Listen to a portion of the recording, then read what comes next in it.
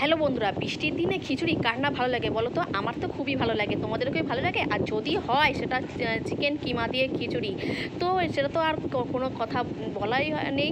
তো আমার তো খুবই ভালো লাগে। তো সকাল সকাল দেখো আমি বসিয়ে দিয়েছি, ডালটাকে ভালো করে ভেজে নিয়েছি, আর একদিকে দেখো গরম জলটা দিয়ে দিয়েছি।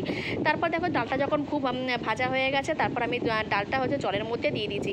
এবার দেখো কড়ার মধ্যে তেল দিয়ে হচ্ছে আলুটা হচ্ছে দিয়ে দিলাম, কেন আলুটা ভেজে আগে দিয়ে দেবো, কেন আলুটা সেদ্ধ হতে একটু টাইম লাগে। তার জন্য আলুটা আমি নুন হলুদে দেখো একটু ভালো করে একটু ভেজে নিয়ে আমি হচ্ছে ডালের সাথে দিয়ে দেবো। দিয়ে তারপর হচ্ছে মাংসটা বসাবো। তো আমার তো বন্ধুরা খুবই ভালো লাগে খিচুড়ি।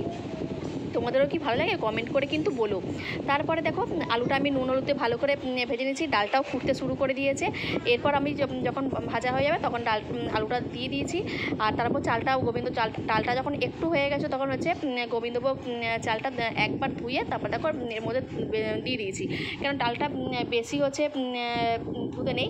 তো এখানে 500 গ্রাম হচ্ছে মাংস নিয়ে নিয়েছি, আর আমি ছোটো ছোটো করে একটু টুকরো করে নিয়েছি, আর মাংসটাকে আমি একটু ধুয়ে নিয়েছি। তোমরা চাইলে যেরকম মাংসের পিস করতে পারো বা পুরো কিমা করে নিতে পারো, কিন্তু আমি একটু টুকরো করেছি। আর এখানে আদা রসুন টমেটো একটা পেঁয়াজ আর শুকনো লঙ্কা পেস্ট করে নিয়েছি মাংস করবো বলে। তো যেটাতে আলু করেছি ওই তেলটার মধ্যে আর একটু তেল দিয়ে তার মধ্যে জিরে আর হচ্ছে তেজপাতা ফোড়ন দিয়ে তার মধ্যে পেঁয়াজ দিয়েছি।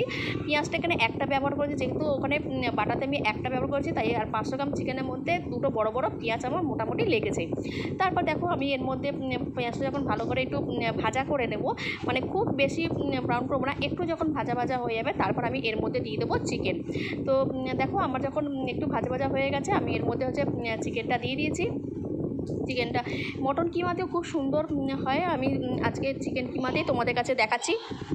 তো দেখো চিকেনটা হচ্ছে ভালো করে আমি একটু ভাজা করে নেবো। আর ওদিকে হচ্ছে গোবিন্দভোগ চালে যেখানে খিচুড়ি বসেছি একটু গ্যাসটাকে একটু স্লো করে দিলাম, কেন গোবিন্দভোগ চাল তো খুব তাড়াতাড়ি হয়ে যায়। তো মাংসটাও কেন কষাতে হবে, একটু টাইম লাগবে, চালটা খুব যাতে গলে যাতে না যায় তার জন্য। তো দেখো এর মধ্যে হচ্ছে মাংস তো তোমরা তো জানোই কী কী মশলা দিতে হয়, জিরে গুঁড়ো ধনে গুঁড়ো, তারপর হচ্ছে নুন হলুদ দিয়ে হচ্ছে ভালো করে আমি হচ্ছে মশলাটাকে দেখো কষিয়ে নিয়েছি ঢাকা দিয়ে দিয়ে।